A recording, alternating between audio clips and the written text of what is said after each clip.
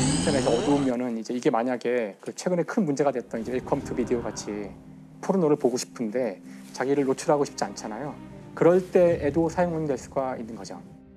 이 사건은 과연 어떤 사건인가? 손정우 사건은 어떤 사건인가? 그 다크웹 중에서 세계 최대의 아동 성착취물 사이트가 있는데, 그러니까 이 사이트를 운영하는 사람을 전 세계에서 몇 년 동안 찾았는데 알고 보니까 이게 우리나라 충남 당진의 24살의 손정우라는 사람이었던 거예요. 세계 최대 아동 성착취물 사이트의 운영자 손정우에 대한 손정우가 영장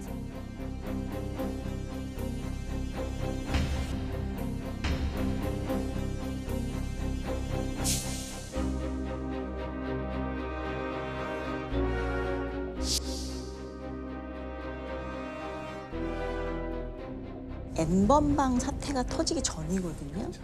그래서 아동 성착취물이 뭔지 어떤 인식이나 이런 게 없었고, 그래서 1년 6개월을 받고, 외국 같으면 정말 개가 웃을 일이거든요. 이런 범죄를 저지르고 18개월 산다는 거는. 그래서 외국에서 손정우를 이제 처벌을 하기 위해서 소환 요청을 했는데 결국 이제 국내에서 우리나라 법원에서 네, 기각했죠. 그래서 보낼 수 없다. 결국은 지금 출소해서 살고 있죠.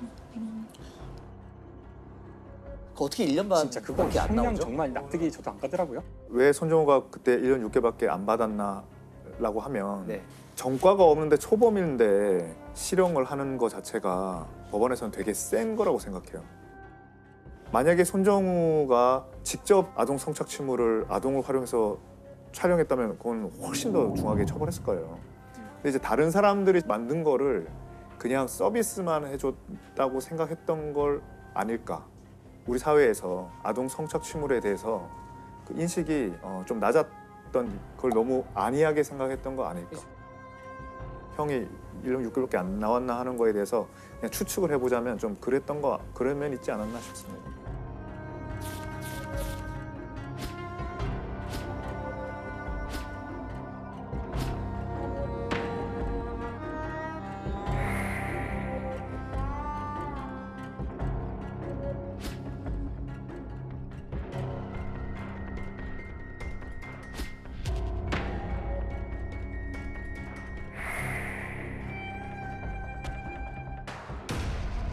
아마 그게 미국으로 갔으면은 형량이 엄청났을 거라고. 엄청났겠죠. 네. 그렇죠. 거기는 뭐 80몇 년, 100년 뭐 이렇게 때려버리잖아요.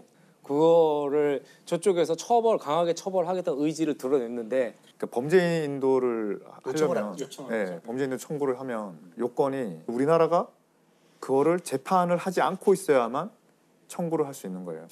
네. 근데 그 미국에서는 9개의 범죄를 손정우한테 했는데 The sexual exploitation of children is one of the worst forms of evil imaginable, and the unsealing of the U.S. indictment against its administrator, Jong-woo Son. 그 중에 6번까지는 아동 성착취물에 관한 광고, 판매 뭐 이런 거였어요. 그러니까 우리도 그걸 다 처벌한 거예요. 형량은 너무 낮지만. 근데 딱 하나 안 한 게 자금 세탁법 위반이었던 거예요. 미국에. 그 죄 때문에 우리한테 범죄인 인도를 해달라 이렇게 요청을 했던 거죠. 네. 근데 이제 이거를 막기 위해서 그 손정우 부친이 우리도 이걸 수사해서 기소를 해서 재판을 딱 해버리면 또 겹치니까. 예, 겹치니까 이제 범죄인 인도 청구가 안 되는 거죠. 그렇게 하려고 자기가 자기 아들을 고소한 거예요. 근데 이제 이거는 이제 수사를 다 해서 기소까지를 해야만 범죄인 인도 청구가 요건이 없어지는 거기 때문에 그렇게는 안 되는 거죠. 그래서 이제 그래서 범죄인 인도를 할 수 있는 상황이었으나 이제 그때 법원에서 서울 고등법원에서 뭐 몇 가지 이유로 이거는 기각을 했죠.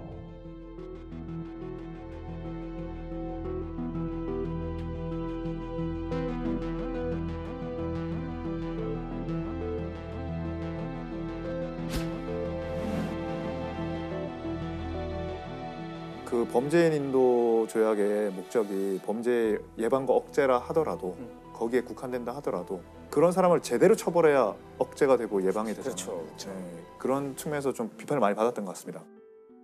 근데 이제 처벌도 중요한데 손정우도 그렇지만 거기 유료 회원 4,000명이라는 사람들 사실은 같은 수요에 대한 얘기를 해야죠. 수요가 있으니까 뭐 또 이런 공급이 있고 이윤이 창출되고 이게 계속 유지가 되는 건 그거를 클릭하는데 어떤 생각으로 클릭하는지를 들어보면 본인들이 중대한 범죄를 저지른다고 생각 안 해요. 클릭이라는 안 것 하고 자체에 대해서 아주 그냥 본다고 생각해요.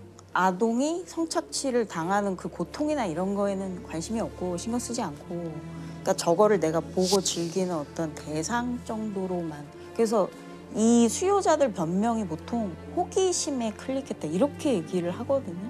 클릭으로 인해서 그 호기심 때문에 생기는 일이 엄청난 피해자가 생길 수 있다는 것에 대한 계몽과 처벌이 엄청나게 좀 필요한 것 같아요.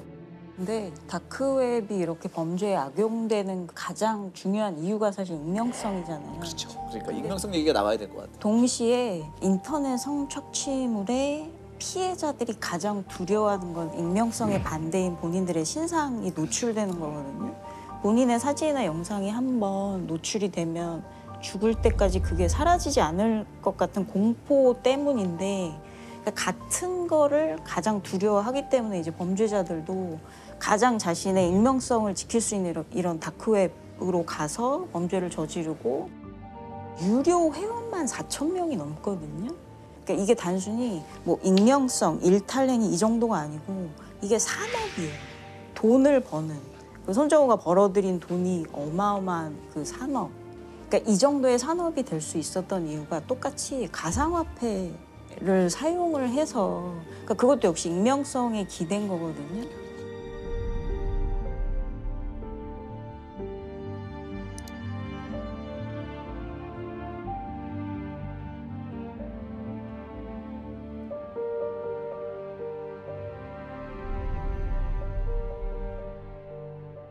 사실은 사람의 가장 어두운 면이 많이 드러날 수 있는 게 사람들이 익명성을 띌 때여서 그런 걸 되게 잘 보여주는 게 저 다크웹의 사례예요.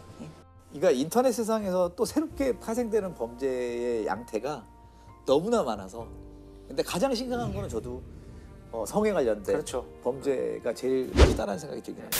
그 이유를 모르고 저는 연쇄살인범들이 사라진 것이 아니고 그렇죠. 결국은 이제 우리 사회의 어떤 안전망이 구축이 되다 보니까 빨리 체포가 된다라고 보는데 한 가지 우려되는 것은 소위 N번방이라고 하는 이제 성착취물에 관련된 사건이 발생했잖아요.